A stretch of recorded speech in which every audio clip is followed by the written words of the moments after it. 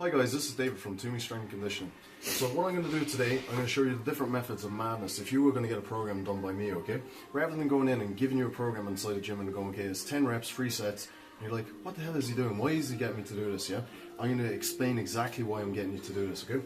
So the first thing I'm going to explain is hypertrophy. Hypertrophy means muscle enlargement, for those that have never heard this before.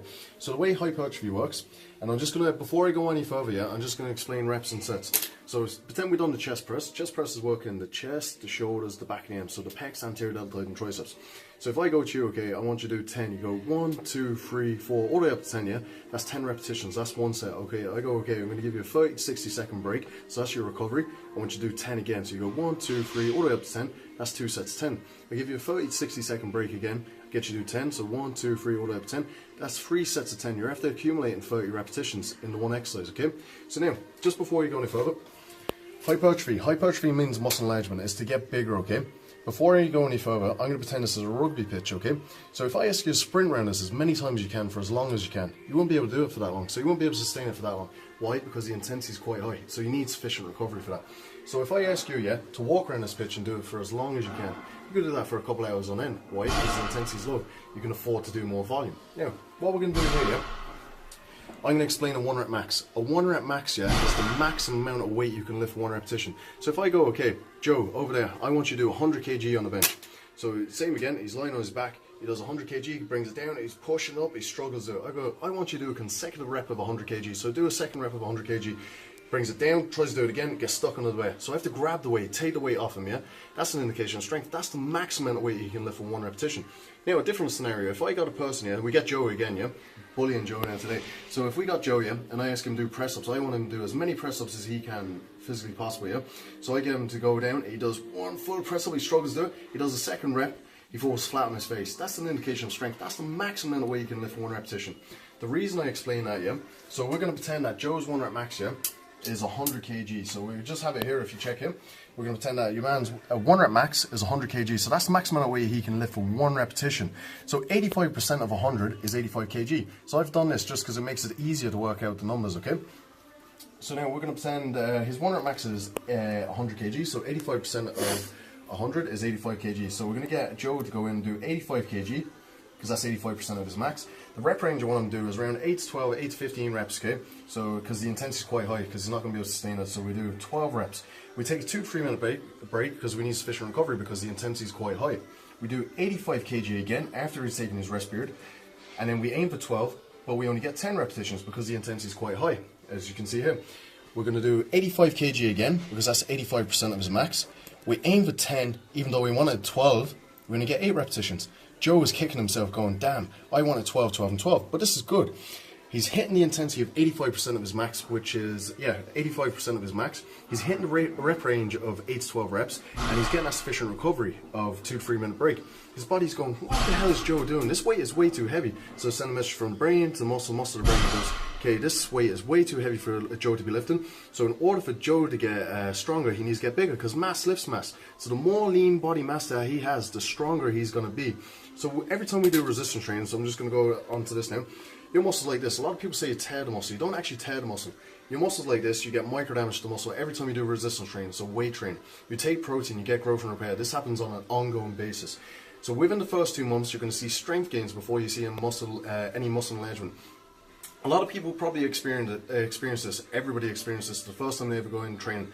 So we're just going to pretend that you're doing your 5 kg chest press, dumbbells lying on your back here or so, doing 5 kg, you start struggling, you start shaking. Your body's going, what the hell is he doing? You have a safety receptor in your body, it's called a goglet tendon. It's going, okay, can Joe actually lift this weight? But then, over time, when you condition the muscles, ligaments, tendons, joints, and the central nervous system, the body goes, okay, this weight is actually easy enough. When you move from 5 kg to 10 kg, your body goes, okay, this starts shaking again because the goglet tendon starts kicking in. What usually happens with hypertrophy, within the first 2 months, you're going to see strength gains before you see any muscle enlargement. Think of it, Rome wasn't built in a day. It takes time. Have we got hypertrophy there? I hope we have, and hopefully I haven't lost you. So now what we're going to go on to next, and the reason I explain hypertrophy is going to make it so much easier to explain the other ones. The next one we're going to go through is LME. LME stands for local muscular endurance. The intensity for this is around 40 to 60% of your max, so the intensity is low, so you can afford to do more volume. What I've written here is it's lightweights, high reps to increase the muscle tissue. What I've put here then is helps condition muscles, increasing the fitness of the muscle. Also a great way to help prevent muscle injury since it allows more blood to be pumped to the working muscles. Helps tone and sculpt the body. Now the rep range for this is around 15 to 25 reps, which is quite large in comparison to your 8 to 12 reps. The rest period for this to bring the intensity up, because the intensity is quite low, is around a 30 to 90 second break. So now we've all probably experienced this, yeah? You're doing loads of reps, or even bicep curls or anything like that, for those that do bicep curls and stuff, and your arms feel like they're going to explode because more blood is getting pumped into the fasciole, the membrane of the muscle, so it's expanding, yeah? Feels like it's going to explode, okay? Now, just put the two of these in perspective. If I got a rugby player running against a bodybuilder, who do you think would win? The rugby player is running for 80 minutes on the pitch, yeah? He does hypertrophy and strength because he's going to get stronger before he gets bigger, yeah?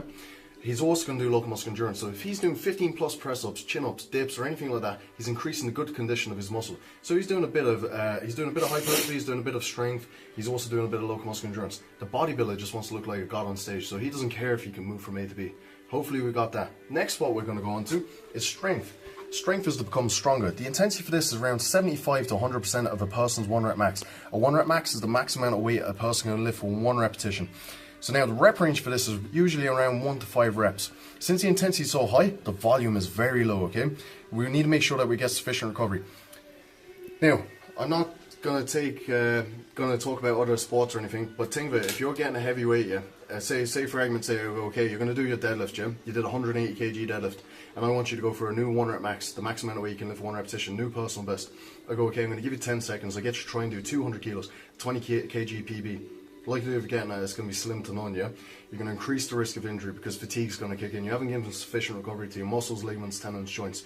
So in order to get, what you need to do, you need to give yourself sufficient recovery. So you need to give a longer rest period to make sure that you give sufficient recovery to your muscle, ligaments, tendons, joints, and the central nervous system to give it a proper attempt, so then you reduce the risk of injury.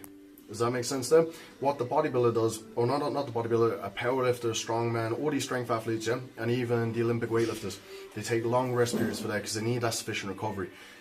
What they're doing is they condition muscle, ligaments, tendons, joints, and the central nervous system to get that overall adaptation so they can lift the heavier weights.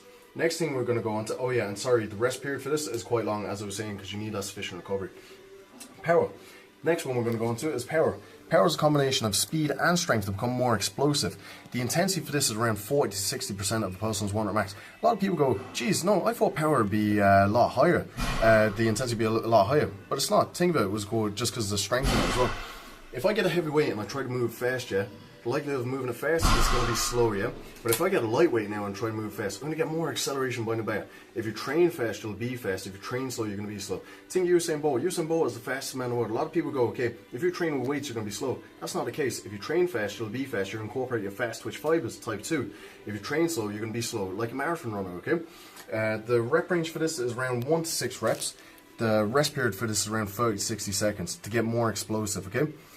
So I've just gone through all of that with you, yeah, and I probably opened up a can of worms, yeah, and opened up a different thing for your training, just showing that you can take pieces from here and there, yeah, and it doesn't all have to be the one thing. Another thing that I'm going to do here, yeah, and I like to explain this to people before they actually go off and get a program, rather than going, okay, you're doing 10 reps, you're doing 3 sets, just to educate people, because then make sure they hit the intent muscle for that exercise and everything there as well. Another thing that I implement is the RPE scale. RPE stands for Rate Perceived Exertion. It's a scale of 1 to 10, 1 being easy, 10 being hard. So if I ask somebody, okay, they're doing the bench press again, yeah, seems like I love the bench press now at the moment. So if I got somebody to do the bench press, they did 50 kg, yeah, and I go, okay, a scale of 1 to 10, how's that feel? They tell me it's a 4. That's around 40% to me, okay? I go, that's quite low. They can bring that up. So then I go, okay, we go up to 60 kilos. They tell me, okay, that's around 6. Or they tell me it's around an 8 or a 9. We're like, okay, stop there, that's okay. But if it's a 9 or a 10, it means they physically can't lift that weight. Another thing I'm going to show you, a lot of people think in order for you to get to A to B, yeah, just show you this, they think it's one straight line here. So they think it's linear, okay? It's usually undulated, so in order for you to get to A to B, yeah, you're going to have good days, you're going to have bad days, you're going to have good days, you're going to have bad days, you're going to have good days, you're going to have bad days. So in order for you to get from A to B, yeah, it's not going to be linear as so, yeah, just a straight line here or so. It's going to be like that. You're going to have good days, you'll have bad days, you'll have good days, you'll have bad days.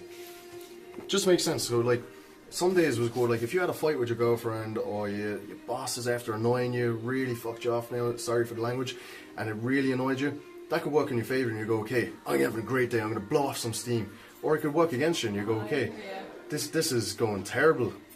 So hopefully that makes sense. So you need to give yourself self-sufficient recovery and you need to listen to your body. That's it for me at Twomey Strength and Conditioning. Thank you.